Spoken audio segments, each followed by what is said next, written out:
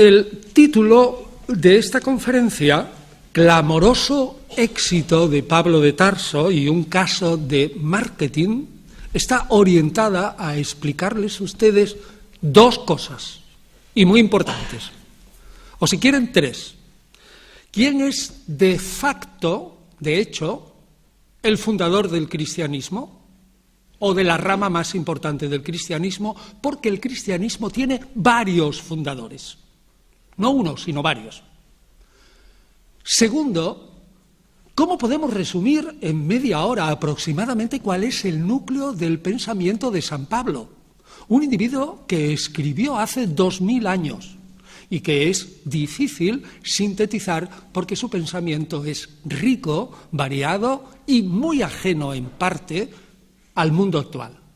Y tercero, cómo San Pablo puso, por medio de sus sucesores y por una circunstancia histórica especial, los fundamentos para que una institución, que es la gran Iglesia paulina, siga existiendo hoy como la Iglesia cristiana en general, no solo la Iglesia católica, ni ortodoxa, ni protestante, ni católica, sino cristiana en general. Esto es lo que quiero desarrollar. Yo parto del supuesto que yo me refiero a un cristianismo como un fenómeno religioso que solo nace después de la muerte de Jesús. Es decir, antes de la muerte de Jesús no hay cristianismo. Jesús propiamente es el Cristo, el ungido, pero no es un cristiano. ¿Por qué? Porque el cristianismo es nada más ni nada menos que la reflexión, la repensación, permítanme esta palabra, repensar, reflexionar, reinterpretar a Jesús de Nazaret una vez que está muerto, que se cree firmemente que ha resucitado, que Él vive entre nosotros y que va a venir enseguida a instaurar el reino de Dios. Por lo tanto, es natural que si el cristianismo se mira desde esta óptica, es decir, repito, repensar, reinterpretar a Jesús, reverlo a través de las Escrituras, tal como yo lo siento por dentro, es totalmente lógico que haya múltiples cristianismos. Y es totalmente lógico que desde el principio el cristianismo fuera plural. Yo he escrito en varios sitios que si tuviéramos la maravillosa máquina del tiempo y ahora pudiéramos aterrizar en Asia Menor a mediados del siglo II, encontraríamos por lo menos 10 tipos de cristianismos, 10 por lo menos, y además absolutamente dispares. Desde el cristianismo de quien niega que Jesús sea Dios, y fíjense, eso es la base para muchos, o de quien niega que Pablo sea el apóstol, sino que es un traidor o un falso y un canalla, así tal cual, o desde quien niega la inerrancia de las Escrituras, o el individuo que afirma que las Escrituras hay que aprenderlas al pie de la letra, el cristianismo que promociona a las mujeres y el que niega su papel, el cristianismo que es eminentemente profético, es decir, que no se gobierna por una jerarquía, sino por el Espíritu, a otro cristianismo que se gobierna por un obispo monárquico, unos presbíteros, es decir, unos ancianos y unos diáconos. Y por último, hay una parte de unos cristianos que se creen los súper excelentes, los mejores cristianos de todos, que están dentro de la gran iglesia, pero que al mismo tiempo piensan que ellos son los únicos que se van a salvar plenamente, los únicos que han tenido una revelación especial, y que los demás se salvarán en todo caso secundariamente. Es decir, que es una cosa increíble. Pero si ustedes en esa máquina del tiempo avanzan un poco y llegan al 325, al Concilio de Nicea, la primera definición de cómo es Jesús, que es Dios y hombre, todo contra Arrio, que decía que en algún momento Jesús como Cristo y Dios secundario había sido creado por el Padre. O sobre todo avanzan hasta el 451, Concilio de Calcedonia-Constantinopla, y ven ustedes cómo ya se habla de la Santísima Trinidad, de cómo Jesús es Dios desde siempre, etcétera, caerán ustedes en la cuenta, si estudiáramos sobre todo el Concilio de Calcedonia, caerían en la cuenta que quienes están mandando allí son de todo ese grupo de cristianos, que eran 10 más o menos, que podía dividirse quizás en 3 grupos. Uno, estos que se creían súper cristianos, gnósticos, es decir, ellos los reveladores, los que seguían a Pablo, y los judeocristianos, es decir, los que eran los seguidores inmediatos de los apóstoles en Jerusalén. Pues ustedes verían que de esos 10 cristianismos no queda nada más que uno, solo queda uno, y es el cristianismo paulino. Por lo tanto, este cristianismo, ya interpretado además a la griega como era él, ha vencido a todos los demás. Bueno, entonces, este grupo compacto realmente tiene una regla de fe que es absolutamente clara y se distingue porque interpreta la muerte de Jesús de una manera especialísima. El judeocristiano piensa que Jesús es el Mesías de Israel y no del mundo, sino de pocos, quienes del mundo se hagan judíos. Pero el Jesús de Pablo es el Mesías de Israel y es el Mesías del mundo. Y además, su muerte es un sacrificio vicario, es decir, en pro de otros, que hace que la situación de enemistad que había entre la humanidad y Dios se arregle, se remitan, se perdonen todos los pecados del mundo y se instaure la era final. Pues bien, ese autor es Pablo. Así que podemos decir que, grosso modo, ese cristianismo que en el 451 domina sobre todos los demás, tiene como padre fundamental a Pablo. Podemos cuantificar este éxito, ya es un éxito, es decir, ha acabado en 300 y pico años, 400 años, ha acabado con todos sus adversarios, hasta hoy. Porque todas las iglesias protestantes, ortodoxas y católicas, que son las 3 grandes ramas, todas son paulinas al 100%. Así que hasta hoy. ¿Cómo podemos cuantificarlo? Pues podemos cuantificarlo si vemos el Nuevo Testamento. Nosotros hablamos del Nuevo Testamento en líneas generales como que el Nuevo Testamento es el primer cuerpo de escritos del cristianismo. Pero permítanme que les diga que eso no es una expresión correcta. El Nuevo Testamento es el primer cuerpo de escritos de un cristianismo, el paulino. ¿Por qué? Pues porque del apóstol Pablo fue el único que sus discípulos se preocuparon de editar sus cartas y de repartirlas entre todas las comunidades. De todas las demás cartas del Nuevo Testamento que tenemos, las cartas 3 de Juan, 2 de Pedro, una de Santiago y otra de Judas, ninguna de esas son cartas auténticas de esos apóstoles.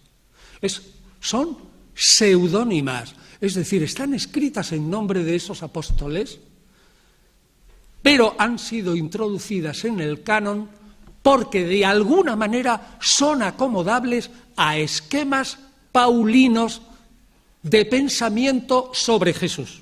Con otras palabras, solo entra en el canon de escrituras, en el Nuevo Testamento, aquel que es paulino de algún modo o es acomodable al paulinismo.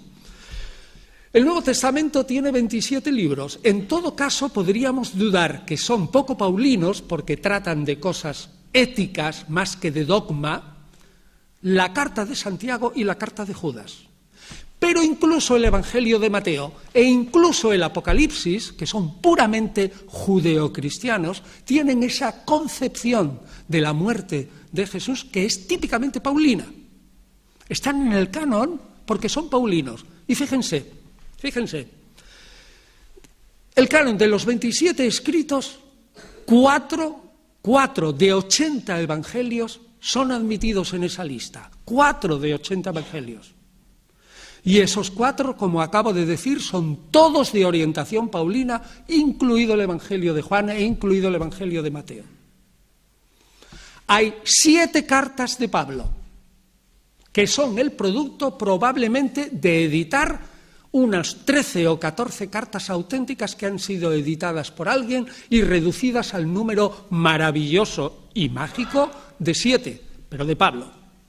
Hay 7 cartas de discípulos de Pablo, pero puestas a nombre del maestro.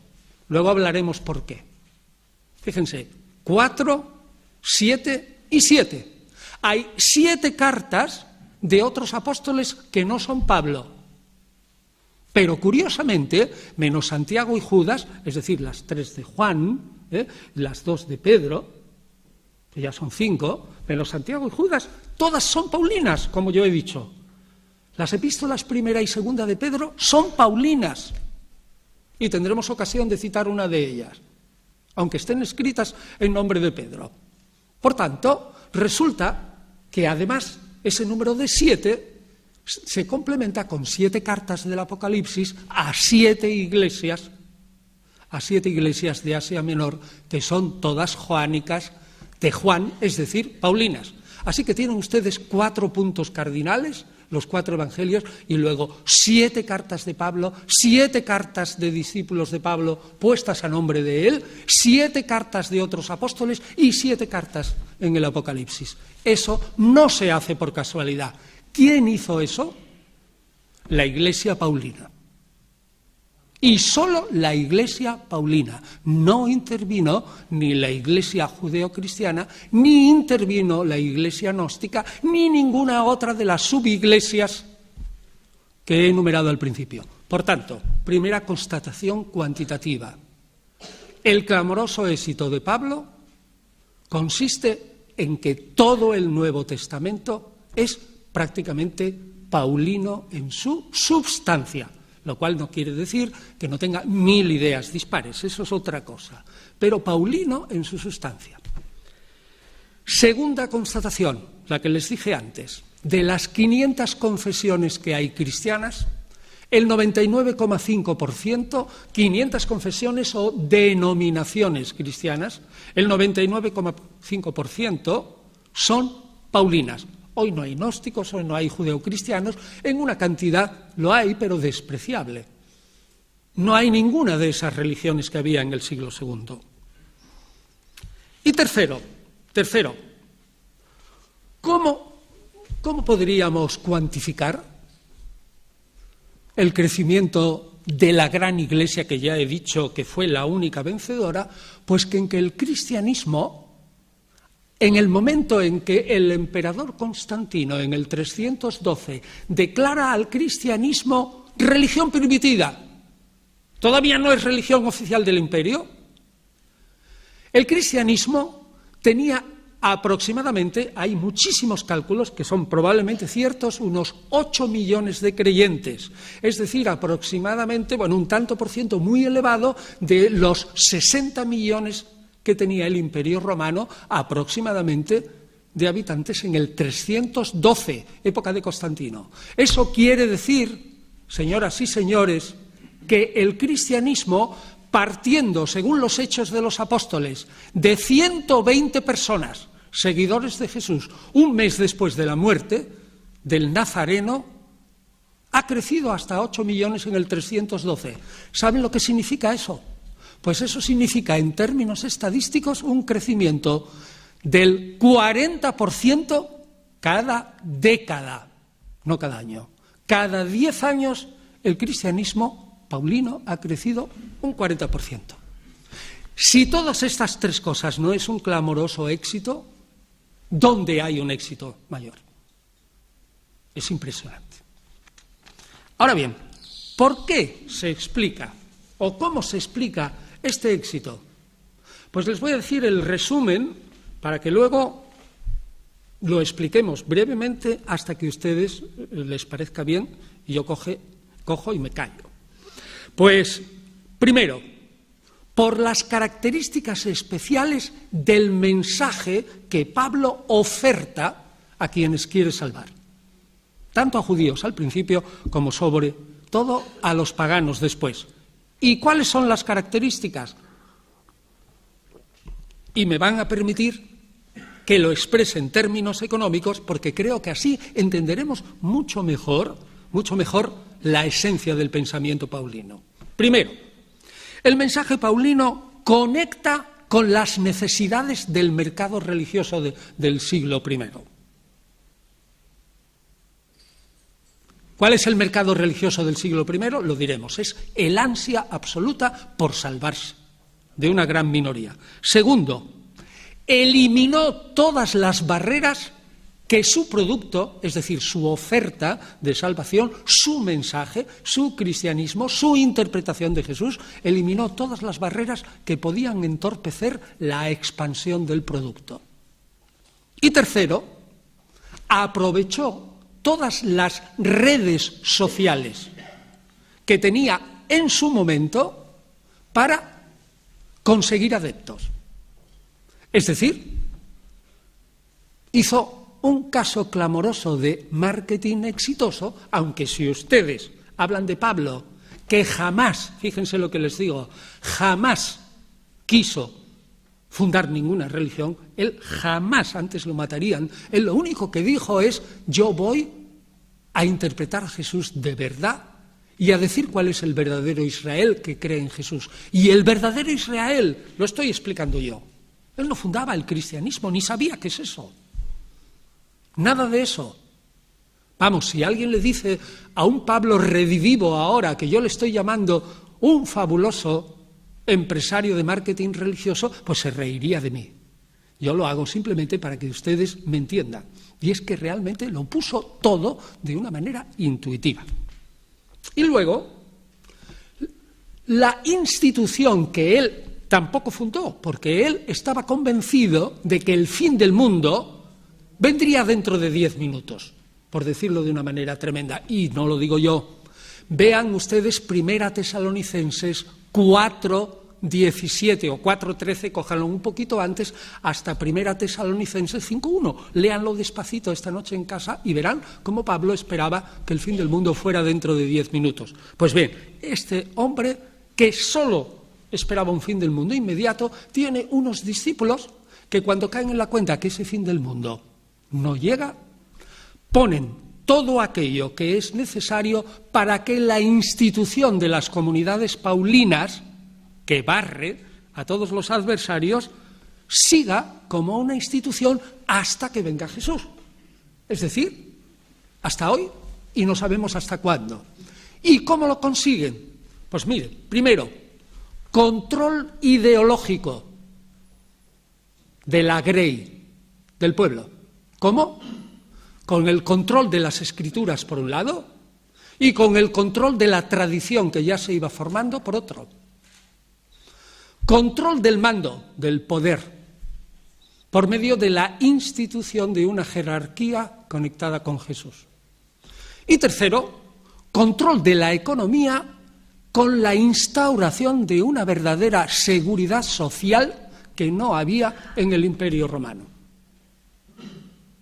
Estos 4 sistemas, o que si son 3 con un apéndice, es decir, control intelectual, control del mando, control de las escrituras y del proceder general y la seguridad social, eso hace que si controlas los cargos, el dinero y la masa social, fundas una institución saneada, llamémosle desde el término de vista empresarial, una institución que funciona.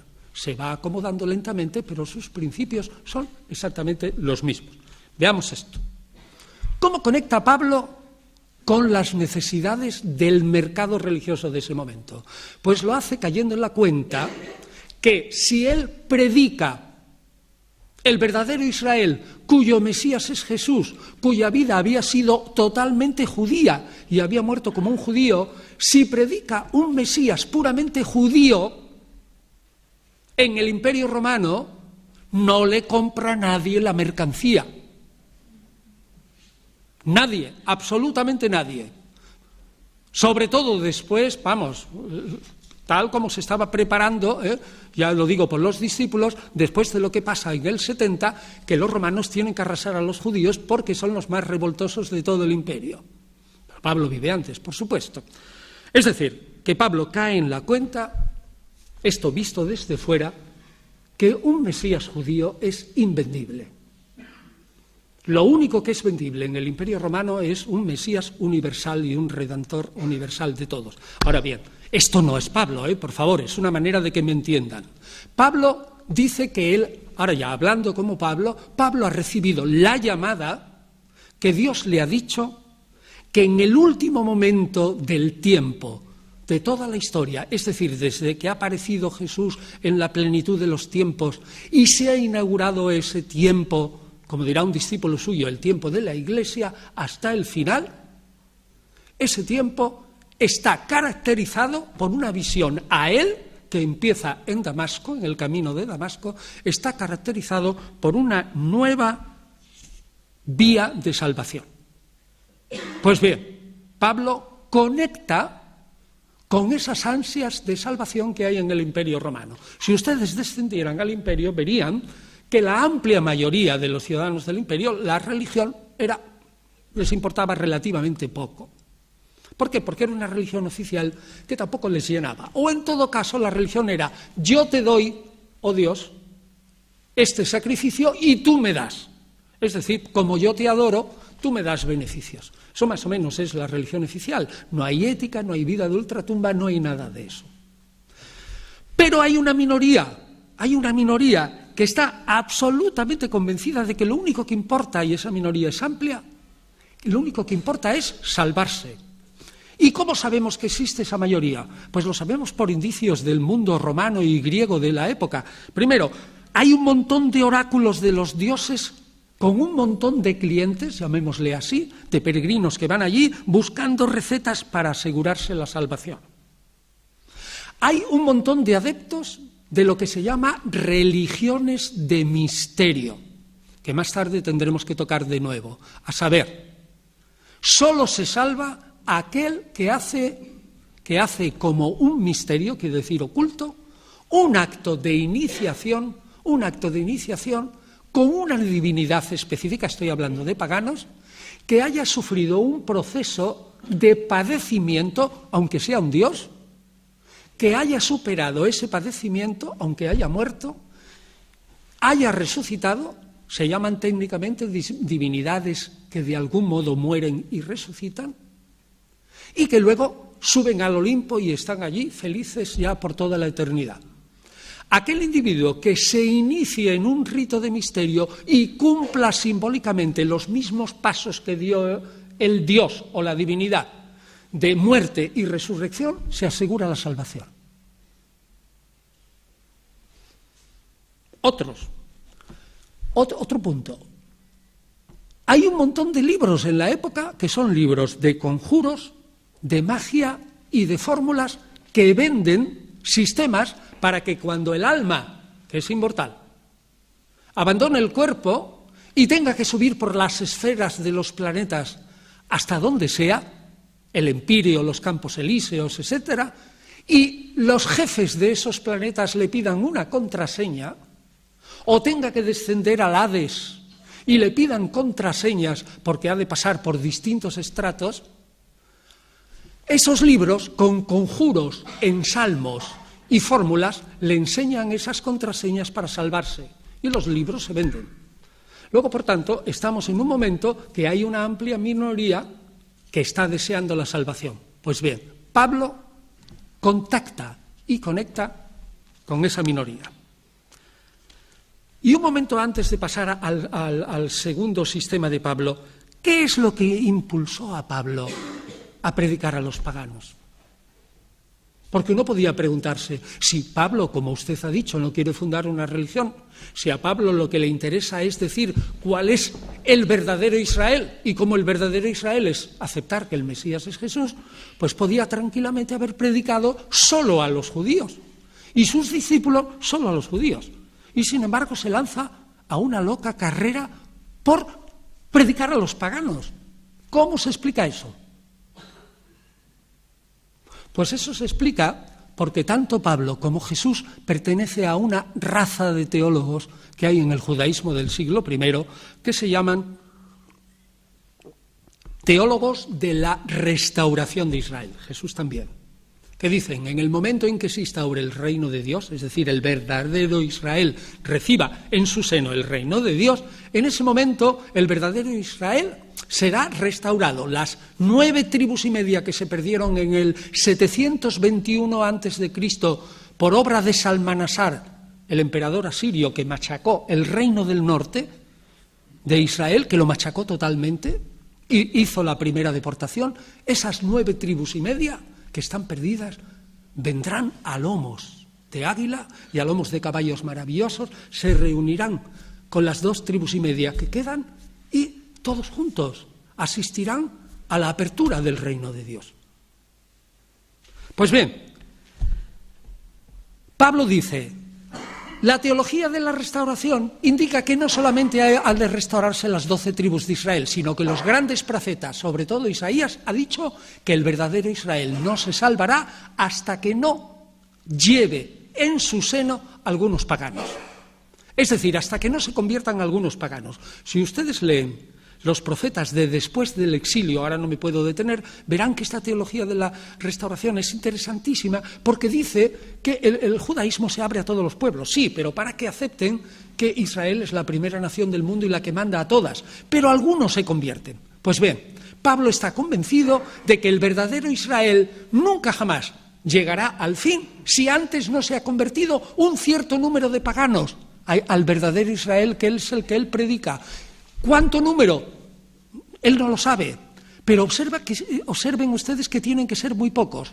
Examinen mentalmente la vida de Pablo. Es un hombre que corre, que va predica en un sitio, va a una ciudad, monta a 30 cristianos, deja ahí a unos cuantos predicadores y va a otra, y va a otra corriendo. No está, menos en Éfeso, prácticamente, y en Corinto, no está prácticamente nada más que semanas.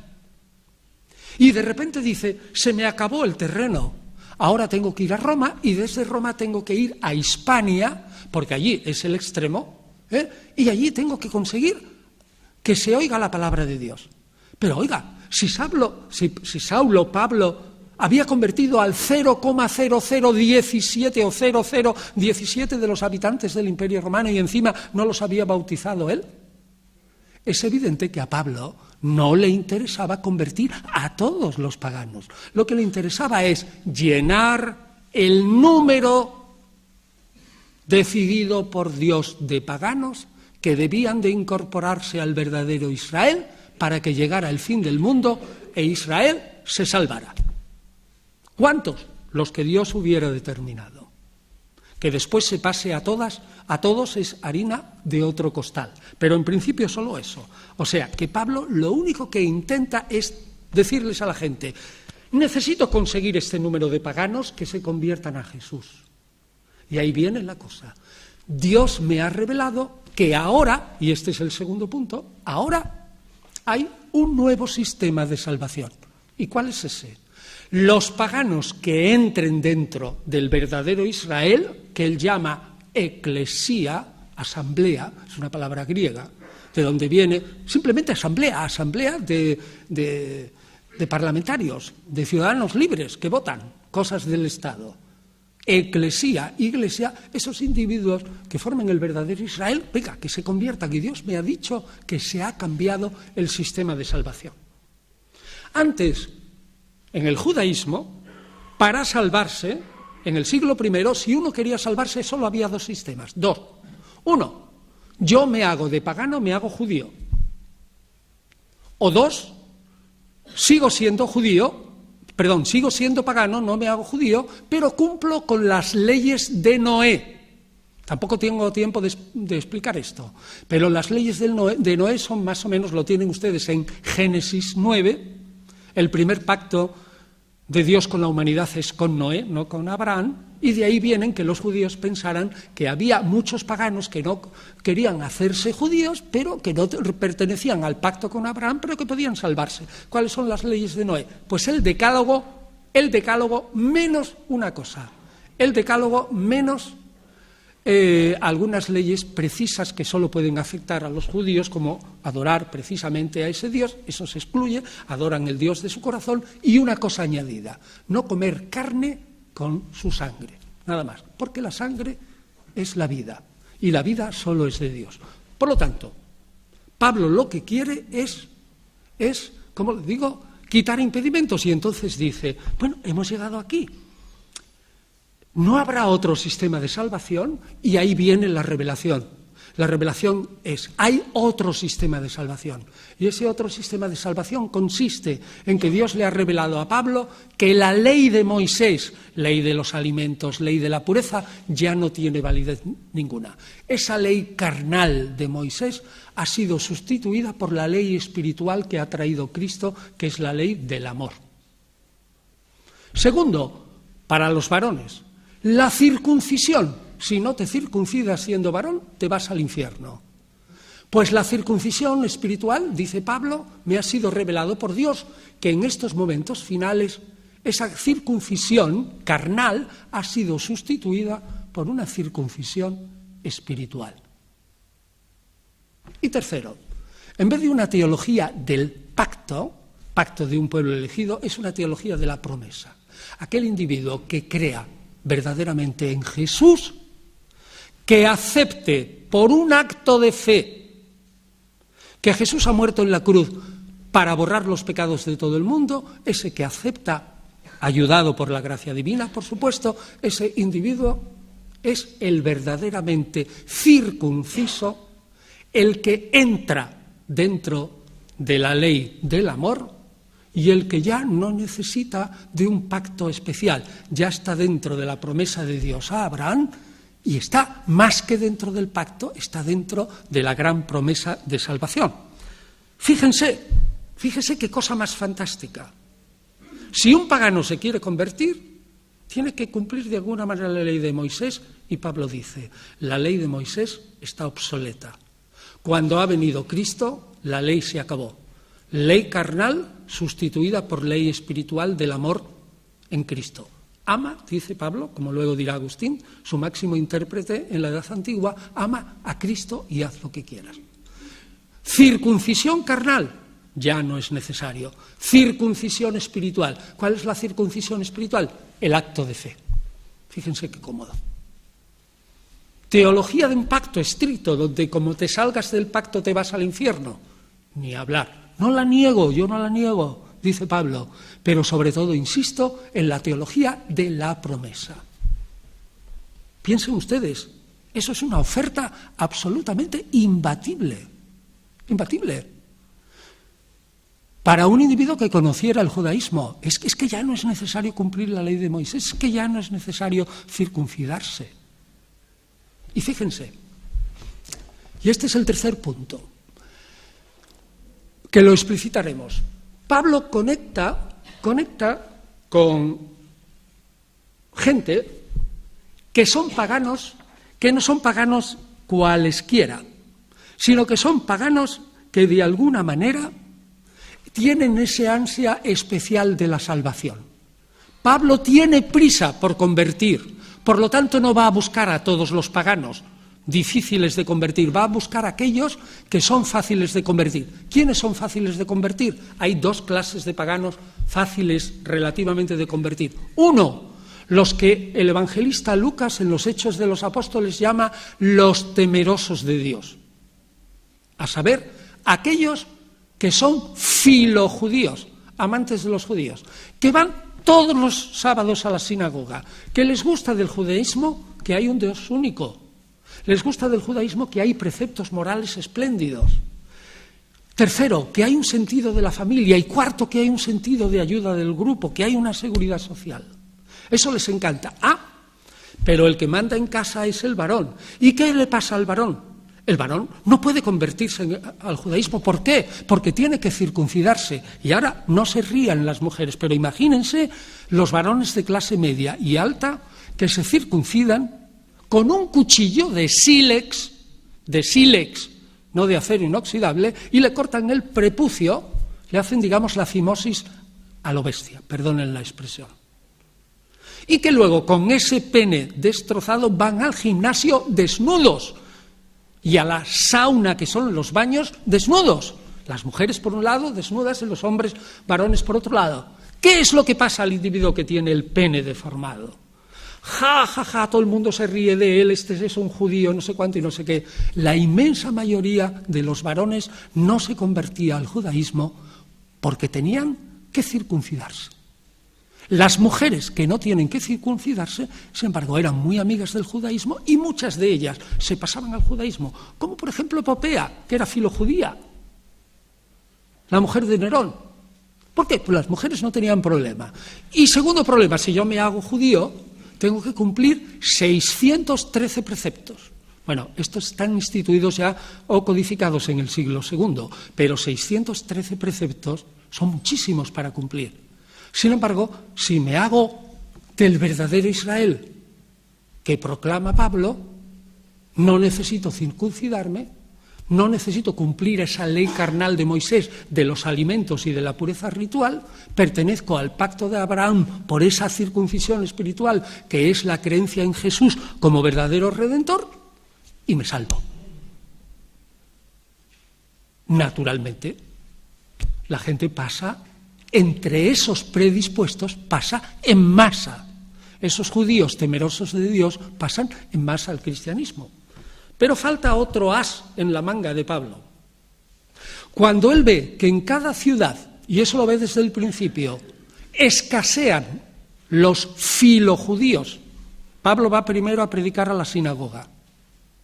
Y allí se encuentra con los filojudíos y les habla de Jesús como el verdadero Mesías. Claro, los judíos se enfadan, pero los paganos le escuchan atentos. Cuando se encuentra que ha convertido a unos cuantos, sale corriendo y busca a otros judeocristianos que son fáciles de convertir. Y cuando se le acaban los judeocristianos, ¿qué hace? Pues va a esos adeptos de las religiones de misterio que son capaces de pagar el oro y el moro por conseguir una fórmula segura de salvación. Imagínense ustedes un señor medio rico que esté en Marsella, en Valencia, en Emporion, que es Ampurias, en Gades, o que esté en Roma. Tiene que ir a un oratorio especial, a un templo especial, donde hay ritos de iniciación, de salvación, de Cibeles, de Isis, de Isis Osiris, de Atis, de Adonis. ¿Qué significa eso? Significa ir, pongamos desde Valencia, significa irse a los misterios de Eleusis en Grecia, que son los más famosos y los más seguros porque están funcionando con éxito desde el siglo VI. ¿Qué tengo que hacer? Dejar mi trabajo, trasladarme en barco a Eleusis, pagar la primera iniciación, que son los sacerdotes, el templo y los sacrificios, esperar 6 meses a que yo me purifique, pagar la segunda iniciación, que son otra vez el templo, los sacerdotes y los sacrificios, y luego ya entonces consigo la salvación. Pues bien, a estos señores que están dispuestos a hacer cualquier cosa por salvarse, le dice Pablo tal cual, créanme, este es el núcleo del pensamiento de Pablo. Esa peripecia de un Dios que muere y resucita que tú haces con Isis, o con Osiris, o con Demeter. Pero si lo tienes con Cristo, ese es el bautismo. Epístola a los Romanos, capítulo 5. Mueres con Cristo al sumergirte en el agua y al salir del agua estás resucitado con Cristo. ¿Cuánto costó el bautismo? Nada.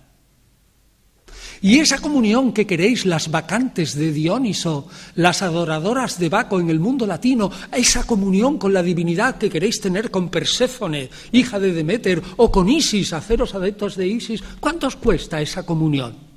Lo que he dicho antes. ¿Cuánto cuesta la Eucaristía cristiana hecha de pan y vino e interpretada como lo hace Pablo? Como una manera de comulgar, comunión, unirse con el cuerpo y la sangre del Redentor.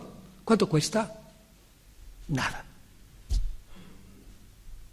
Díganme si esta oferta es o no imbatible. es absolutamente imbatible. Primero empezando por los paganos, que son filojudíos, después por los adeptos de misterio y después, como diremos ahora, utilizando las redes sociales. Y es muy importante que ustedes lo sepan. La moderna sociología ha dicho dos cosas respecto a la conversión. Una, que la conversión a una religión nueva no se logra gracias a convincentes predicaciones o reuniones sociales en los que se vende un producto religioso. Es decir, como si vienen ahora los testigos de Jehová y empiezan a vendernos el producto aquí. No. Quienes se convierten son los conocidos y los amigos. Y esos, a su vez, convencerán a otros conocidos y amigos. No valen las reuniones sociales. El primer converso de Mahoma fue su esposa Jadía. El segundo fue su primo Ali. El tercero fue el sirviente de Ali, Said. Luego el viejo amigo de Mahoma, Abu Bakr. Y así todos los amigos.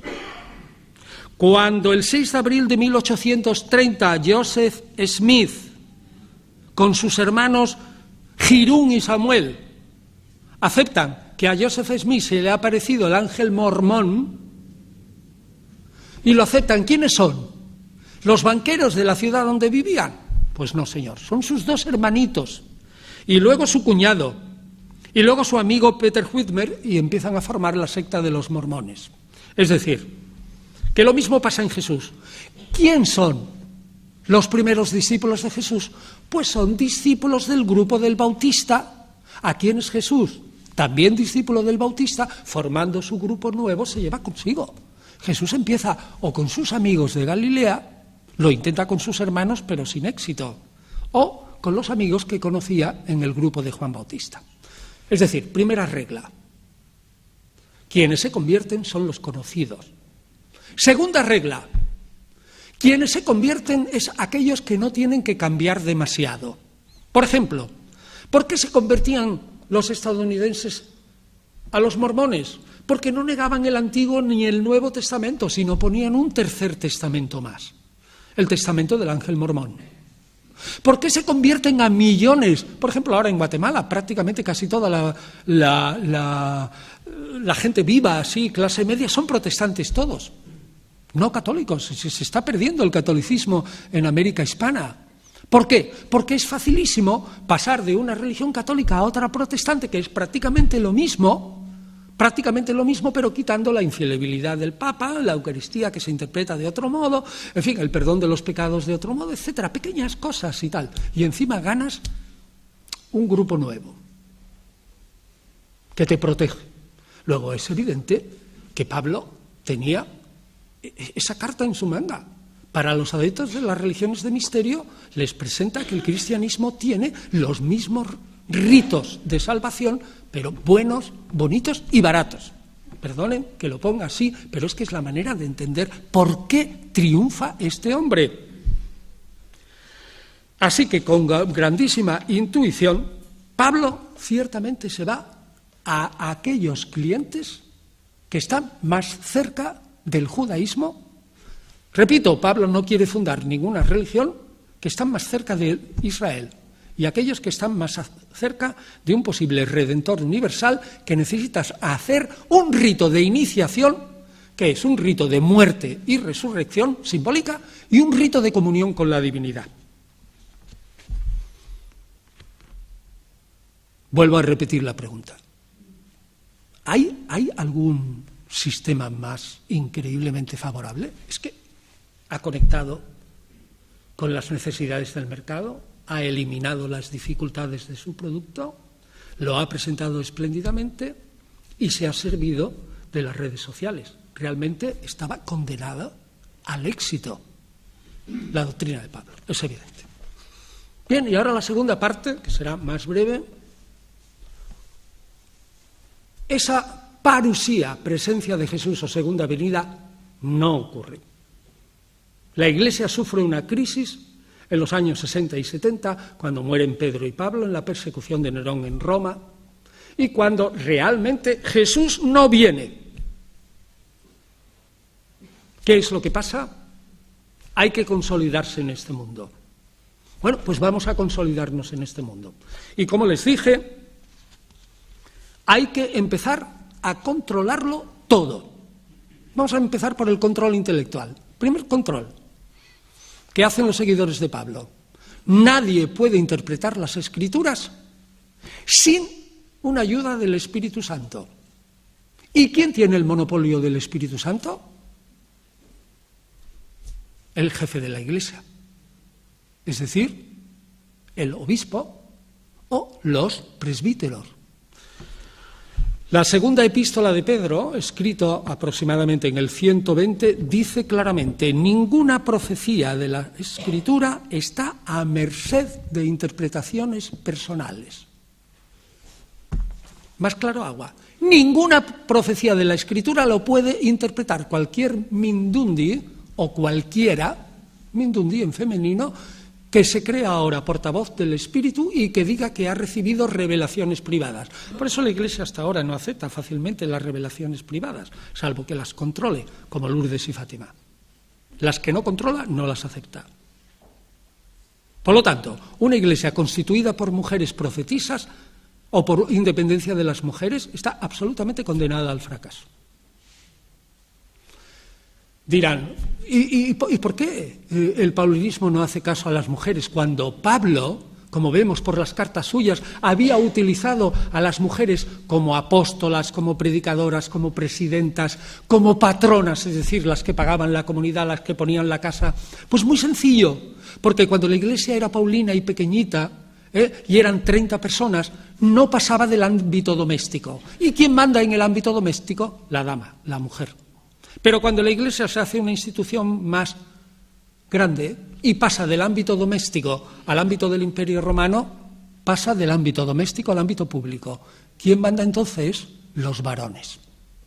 Y no es porque los varones persigan a las mujeres en ese momento de una manera especial, sino porque toda la sociedad está constituida así, del mismo modo que toda la sociedad, incluso Jesús, que está hablando de esclavos todo el rato. La palabra siervo, doulos en griego, significa esclavo. Jesús admite perfectamente la esclavitud. Pues bien, todo lo mismo que la sociedad del Imperio Romano admite perfectamente la esclavitud, admite que las mujeres son secundarias. Entonces, evidentemente, en la Iglesia paulina los cargos son masculinos y el control pasa a gente masculina porque la Iglesia se hace pública, pero no por machacar a las mujeres propiamente, sino porque no se hace ninguna acomodación, siempre esperando que venga el fin del mundo de un momento a otro. Segundo, el segundo control es el control intelectual, pero no ya de las Escrituras, sino de la tradición. Es decir, la Iglesia paulina, como les dije antes, es la primera que hace tradición, copia las cartas de Pablo. Ninguna iglesia judeocristiana copió ni las cartas de Juan, que ya les he dicho que son seudónimas. No quiero decir falsas, porque el concepto de seudonimia daría para una conferencia. Cómo el espíritu pasa de un profeta a otro y uno puede escribir en nombre de Juan sin ser Juan, o en nombre de Pablo sin ser Pablo, y en nombre de Jesús hablar sin ser Jesús. Pero son falsas desde el punto de vista técnico-literario. Pero son ellos, los paulinos, los que han cogido todas las cartas, falsas o auténticas de Pablo, han formado un corpus y han formado una tradición. Y ya desde Lucas sale bien claro, si ustedes leen entre líneas el Evangelio de Lucas y los Hechos de los Apóstoles, sale bien claro que la tradición recta es lo único que importa en la Iglesia. Y si leen ustedes 1 Timoteo, verán claramente, 1 Timoteo, claramente que le dice Pablo, el presunto Pablo a Timoteo, oye, custodia la tradición recta, custodia el depósito. Es decir, la Iglesia paulina rápidamente forma la idea de que Jesús predicó unas verdades eternas, de que la Iglesia recoge las verdades tal cual, de que se ha formado un depósito absolutamente intocable y que aquel solo que es malo, el malvado por amor al dinero, al sexo, lo que sea, es el que conscientemente ataca ese depósito. Por lo tanto, el que quiera ser buen cristiano, aténgase al depósito o regla de la fe. Si yo controlo las Escrituras y controlo el depósito, controlo intelectualmente. Vale, ya tenemos ahí un control intelectual doble, por medio de control de las Escrituras y control de la regla de fe o depósito de la fe. ¿Cuál es el siguiente control? El siguiente control es el mando físico. Ya les he dicho que son varones. Pero mando físico, al principio,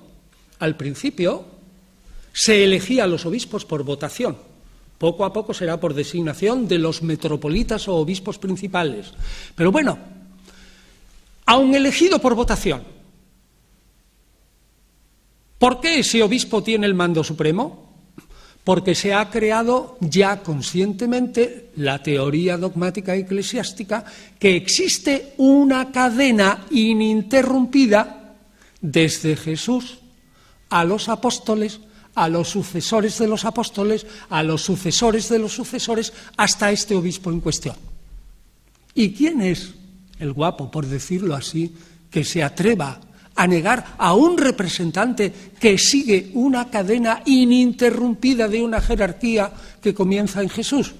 Jesús, repito, apóstoles, sucesores y el sucesor de los sucesores. Nadie.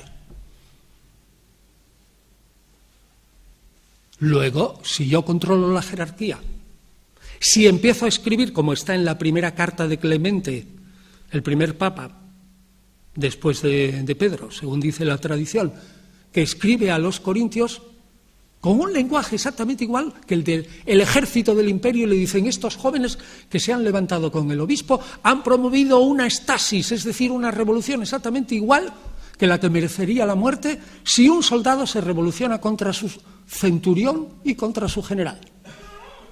Tremendo. ¿Por qué? Y entonces en Primera Clemente se ve clarísimo. Allí ya aparece bien claro, no en el Nuevo Testamento. Pues porque hay una cadena de la jerarquía y el que rompa la cadena de la jerarquía es un malvado. Luego ya tienen ustedes un control maravilloso. Antes intelectual, con su doble faceta, ahora el control de la jerarquía. Y queda el control económico. ¿Quién es el que controla la caja de la Iglesia? Pues controla la caja de la Iglesia quien tiene el control del espíritu, de la mente, y quien tiene el control de los cargos eclesiásticos. Pero el cristianismo es realmente primitivo, tan maravilloso, tan verdaderamente maravilloso, que hace un buenísimo uso en líneas de estos dineros de la Iglesia. Y les leo un texto fantástico del 210 de Tertuliano, que dice lo siguiente. Tertuliano es un padre de la Iglesia que luego se pasó a un puritanismo excesivo y luego fue apartado, digamos, de la Iglesia. Fue más papista que el Papa, digamos, para entendernos. Y Tertuliano dice: los fondos de las donaciones no se sacan de las iglesias, no se gastan en banquetes, borracheras y comilonas.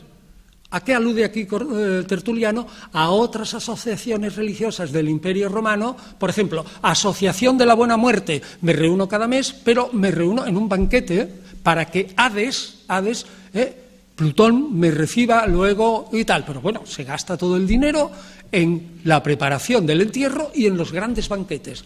Como decía Tertuliano, yo voy a una ciudad y antes de llegar a la ciudad sé quién está celebrando de una asociación religiosa su fiesta. No tengo nada más que levantar la nariz y oler. Y como cuando huela ahí a buena comida, ahí hay una asociación religiosa celebrando su fiesta en borracheras, banquetes y comilones. No, dice, sino que van destinados a apoyar y enterrar a la gente pobre, a proveer las necesidades del bautismo y la Eucaristía, y me hago cristiano. Tengo que pagar un precio inmenso social, aparentemente, porque me tengo que apartar de mis colegas, ya no voy a las fiestas de Isis y de Apolo y de Artemis y de Venus y de Zeus y de Hera, que son las fiestas sociales, ya no participo, me aparto un poco, tampoco voy a los cultos al emperador, no asisto ya a esas comilonas, en fin, pago un precio social.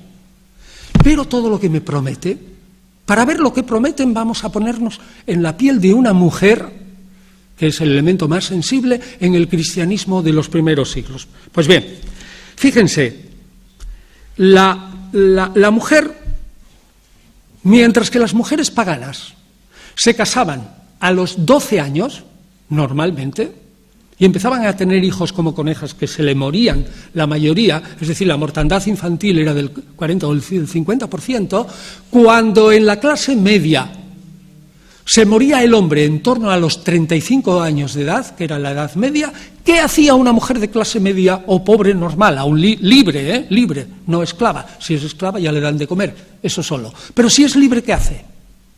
Pues tiene que vender a sus hijos como esclavos, porque no tiene dinero ella sola. Con el producto de su trabajo, en el 99% de las clases, de las veces, no puede pagar el alimento de sus hijos. Sin embargo, una mujer cristiana, con esta beneficencia de la Iglesia, tenía a sus hijos perfectamente protegidos por la comunidad eclesial, que, repito, es paulina. Esta seguridad social es un invento judío, pero la Iglesia, que tiene un trasfondo enorme judío, pues lo aplica en general. ¿Qué hacen las mujeres? Pues que sepan que en algunas comunidades cristianas, incluso en Antioquía y en Roma, los cristianos permiten que las mujeres, uno, escojan sus maridos, no se les impone. Y segundo, en vez de casarse a los 12 años, normalmente se casan a los 16 o a los 17 o incluso hasta los 18. Y se permiten los matrimonios mixtos para que las mujeres adopten una buena política y cacen al marido, así textualmente, para la fe. Porque tengan en cuenta que si la mujer es rica y el marido es rico, al convertirse el marido a la fe cristiana, se convierten también los 35 esclavos o 100 esclavos que tienen, automáticamente. Después, la mujer, si tiene una niña, en el 80% de los casos, si es pagana y si es pobre, la niña tiene que ser expuesta. Es decir, hay que exponerla en la calle para que venga un perro, se la coma, o venga un tío, la machaque o tirarla a la basura. ¿No saben ustedes la cantidad de cadáveres de niños que hay en las excavaciones, de salones y saunas sociales de gente que se reunía allí? Allí, por lo visto, tiraban a los niños. Pues bien, la exposición de niñas estaba radicalmente prohibida en el cristianismo primitivo. Y luego el aborto. El aborto era infinitamente más común en Roma y en Grecia que ahora, infinitamente más, 10 veces más, 20 veces más. Y como los medios eran rudimentarios, la inmensa mayoría de la gente, de las mujeres que abortaban, la inmensa mayoría sufrían graves trastornos y muchas de ellas se morían. Sin embargo, el aborto estaba totalmente prohibido entre los cristianos. Las mujeres no tenían mortandad. De tal modo, fijen ustedes si tiene esta importancia la situación de la mujer, que en el momento que haya una peste en el imperio, en una ciudad de 10.000 habitantes, con una muerte del 35%, si la relación de un cristiano por cada pagano que estaba en su entorno era de 1 a 10, cuando se había muerto el 35% de la población, como los cristianos se protegían entre sí, estaban más fuertes, se ayudaban, se daban de comer, se lavaban, protegían a sus enfermos, la posición del cristiano pasaba de 1 a 4 o 5. Es decir, el cristianismo se expandía de repente. Es decir, en una palabra, si ustedes unen al control intelectual doble, al control de la jerarquía, al control de los dineros y, apéndice, al buen uso de los dineros, con una seguridad social de fábula, tienen ustedes explicado perfectamente el clamoroso éxito de las iglesias paulinas. Ahora bien, les digo, para desgracia de este cristianismo, el edicto de Milán de Constantino la declara primero religión lícita y en el 380 Teodosio el Grande, de origen hispano, la declara la única religión lícita, es decir, religión oficial del imperio. En ese momento las conversiones son forzadas, son en masa, y en ese momento se pudre el cristianismo y la jerarquía. Fundamentalmente hasta hoy, con todos los movimientos de renovación, que son los cátaros, que son los valdenses, que son los dominicos, que es Francisco de Asís, que son los monjes, los eremitas, los antonios, los pacomios, etcétera, desde el principio. Porque la Iglesia, en cuanto deja de ser esta institución tremenda, hasta el 312, y se le facilita la estancia en este mundo, pierde parte de su esencia. Entonces, resumo todo lo que he dicho, que es bastante. El clamoroso éxito de Pablo de Tarso, desde luego, se cuantifica en el Nuevo Testamento, que es todo paulino, y en la expansión del cristianismo hasta el 312, que es el 40% por década. Y se explica también por esta seguridad social, aparte de otras cosas. En una palabra, que para seguir con el término económico, aunque la acción cristiana me costara muchísimo dinero social, es decir, me aparto de mis amigos y de las fiestas sociales y de las fiestas religiosas, en el fondo esa acción, por muy cara que fuera, era una verdadera ganga. Y a la postre, para los pobres, más ganga todavía. Segundo, en Pablo, dijimos, conecta con el mercado las ansias de salvación. Transforma al Mesías judío en un Salvador universal. Segundo, elimina todas las dificultades de la venta del producto. Dice que él no funda ninguna religión sino el verdadero Israel y que lo que necesita es que algunos paganos pasen a ese verdadero Israel y que Dios le ha revelado que hay barra libre para los paganos. La circuncisión carnal pasa a espiritual, ese acto de fe por el que me apropio el valor salvífico de la cruz de Cristo. La ley carnal de Moisés pasa a una ley espiritual, la ley del amor en Jesús. Y encima, los ritos de salvación de los misterios están en el cristianismo más fácil, más barato, prácticamente gratis, con el bautismo y la Eucaristía. Y luego, resumo lo que acabo de decir, no viene la parusía, no viene el fin del mundo, la Iglesia se estabiliza y hasta el 312 monta una estructura que en lo fundamental sigue hasta hoy, que es, uno, control ideológico, escrituras, tradición recta, dos, control, mando, jerarquía, varones, sucesión apostólica, cadena desde Jesús, y tercero, control económico, la caja de la Iglesia, y luego el control de una sociedad maravillosa que es la seguridad social cristiana. Así que creo que queda bastante bien explicado el prodigioso y clamoroso éxito de Pablo de Tarso y por qué, de una manera intuitiva, tanto Pablo como sus sucesores fueron unos linces intuitivos y estamos ante un caso de marketing extraordinario en el mercado religioso del siglo I en adelante. Muchas gracias.